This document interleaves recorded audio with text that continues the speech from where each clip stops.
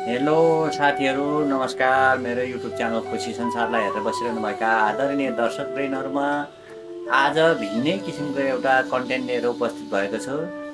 दर्शकवृन्द, मेरो कन्टेन्टको शीर्षक छ आमा बुवा, जसले हामीलाई जीवन सिकाए तर उहाँहरूका लागि हामीले धन्यवादसम्म पनि भन्नु बिर्स्यौँ। कहिलेकाहीँ हामीलाई लाग्छ हामीले जीवनमा धेरै कुरा पढ्यौँ, धेरै कुरा बुझ्यौँ, तर सबैभन्दा ठुलो कुरा आमा बुवा भन्ने शब्दको अर्थ बुझ्न कहिल्यै सकेनौँ। आमा बिहानै सबेरै उठ्छिन्, छोराछोरी नउठुन्जेल खाना तयार गर्छिन्, अनि बुबा चुपचाप अफिसतिर निस्कनुहुन्छ भारी मन बोकेर। तर हामी निदाइरहेका हुन्छौँ अनि उठेर भन्छौँ, ए आमा, चिया त चिसो भएछ। तर त्यो चिया बनाउँदा आमाका हातमा तातोले पोलेको अनि मातृत्वको रसले न्यानो पारिएको हुन्छ भन्ने थाहा पाउँदैनौँ। बुबा हरेक दिन पसिना बेचेर हाम्रा लागि नयाँ नयाँ सपनाहरू किनिदिनुहुन्छ, तर कहिल्यै गुनासो गर्नुहुन्न, किनकि उहाँहरूको चाहना आफ्ना छोराछोरीलाई कसरी अगाडि बढाउने मात्र हुन्छ। राति ढिलो घर फर्केर सोध्नुहुन्छ, बाबु नानी, तिमीहरूले खाना खायौ त?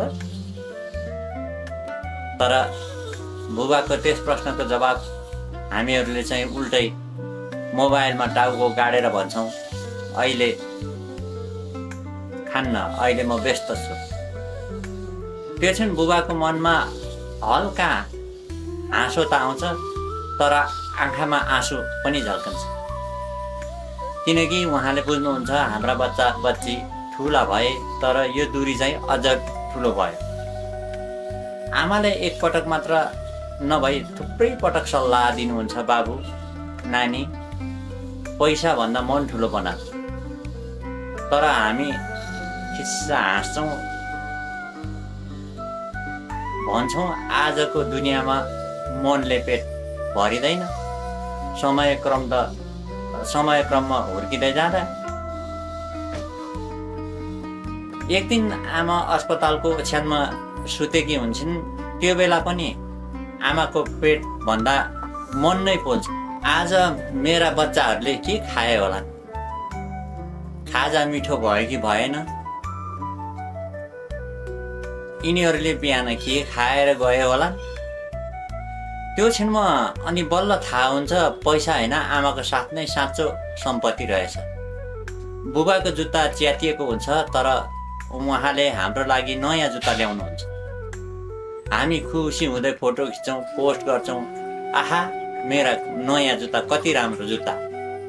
तर त्यो कुरा हाम्रो मनमा कहिल्यै पर्दैन, ओहो त्यो बुबाको थाकेको खुट्टाको मेहनतले मेरो लागि नयाँ राम्रा जुत्ता आए।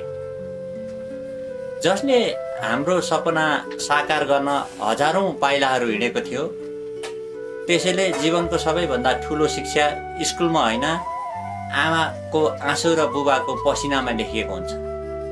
तर त्यो पढ्न हामी कहिल्यै पनि तयार हुँदैनौँ। जबसम्म उनीहरू हाँसिरहेका हुन्छन्, हामी व्यस्त छौँ।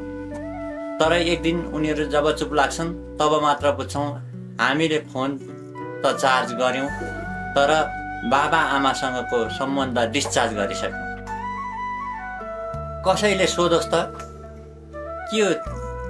के त्यो दिन सम्झिन्छौँ हामी जब आमा हाम्रो लागि भोकै बसिन्, जब बुबाले नयाँ कपडा किन्ने सोच्नुभयो, हामीले धन्यवादसम्म पनि भन्यौँ त? सायद भनेनौँ होला। अब यदि आज पनि हाम्रा आमा बुबासँगै हामी छौँ भने गएर एकछिन आमा बुबासँग बसौँ र उहाँहरूको हात समातेर अन्तर आत्मादेखि भनौँ, बाबा आमा, हामी हजुरलाई अति नै माया गर्छौँ। त्यो क्षणमा लाग्छ आमा बुबाका आँखाहरूबाट छार समुद्र नै बगेको महसुस हुन्छ, किनकि एक दिन उहाँहरू हाम्रो साथमा हुनुहुने छैन। हामीलाई यो कुरा पनि त थाहा छ। तर यो मैले अहिले बनाएको निर्माण गरेको भिडियोहरू हेर्दै रुनु पर्ने हुन सक्छ, हाम्रा आमा बुवा पनि हाम्रो साथमा भइदिएको भए।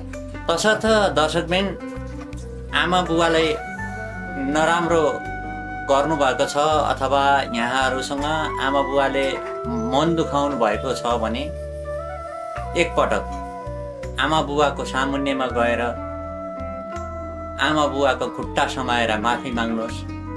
किनकि तपाईलाई यस धरतीमा ल्याउन जुन दुःख गर्नुभयो, तपाईका हात खुट्टा लगाउन सानो तपाईको गल्ती छ भने अवश्य पनि जन्म दिने आमा र बुबाले तपाईलाई माफी दिनुहुनेछ। यसर्थ हामीले हाम्रा जन्म दिने आमा र बुबालाई भगवानको दर्जा दिँदा केही पनि कम हुन्न जस्तो लाग्छ मलाई। किनकि हामीले शिव पार्वती अनि विष्णु लक्ष्मी बर्मा सावित्री यो जन्म त देख्न सकेका छैनौं नि। त्यसैले उहाँहरूलाई त्रिदेव र त्रिदेवीका प्रतीक मानी सदैव आमा बुवाको आज्ञालाई सिरोपर गरी हाम्रो जीवन अगाडि बढाउँ।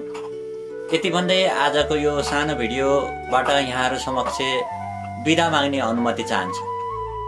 दर्शकबिन यो भिडियो यहाँहरूलाई कस्तो लाग्यो त आफ्नो प्रतिक्रिया कमेन्टमा लेख्नु होला। अन्यथा हामीले चाहेर पनि नभेटिने ठाउँमा पुग्नुभएका आमा बुवालाई सम्झेर रोइरहनु भन्दाखेरि साथमै रहनुभएका आमा बुवालाई खुसी पारेर हाँसिरहन सकौँ। हस्त तपाईको दिन शुभ रहोस्। हस्त नमस्कार।